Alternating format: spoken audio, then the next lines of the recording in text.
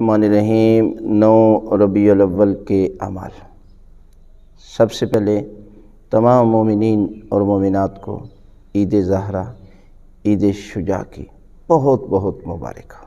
اس لیے کہ مومن وہ ہے کہ جب اہل بیت کے گھر میں خوشی ہو تو خوشی منائے، اور جب غم ہو تو غم منائے۔ آج بہت بڑی خوشی کا دن ہے۔ حضرت علی ابن ابی طالب علیہ السلام نے اس کو غدیر ثانی کہا گیا ہے، اور اس کے 72 نام بتائے ہیں۔ لہذا بہت بڑی خوشی ہے۔ کیا کرنا چاہیے؟ اس لیے کہ جس طرح آپ نے ایام اعزاء منائے، کوئی خوشی نہیں کی، اس لیے کہ جب اہل بیت کے گھر میں غم ہے تو شیعہ غمگین ہے، اور جب خوشی ہے تو پھر خوشی اپنی مرضی سے نہیں، اہل بیت کی مرضی کے مطابق خوشی کرے۔ کیا کرنا چاہیے؟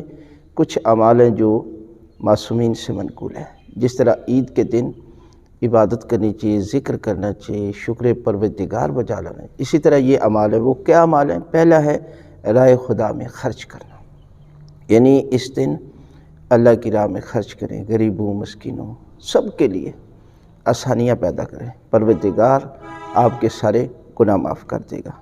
مومنین کو دعوت طعام دینا، نیاز کا بندوبست کریں، کھانے کا بندوبست کریں اور خوش کریں، تو یقیناً اللہ کی ذات جو ہے وہ آپ کے اس عمل سے خوش ہوگی۔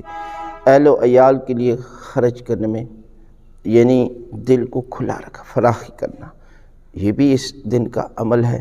اس کے بعد ہے عمدہ لباس پہننا، یعنی سیاہ لباس کو اتار دے اور خوشی کا لباس، سفید لباس جو ہے وہ پہننا چاہیے، اس لیے کہ اہل بیت نے اس دن خوشی کیا ہے۔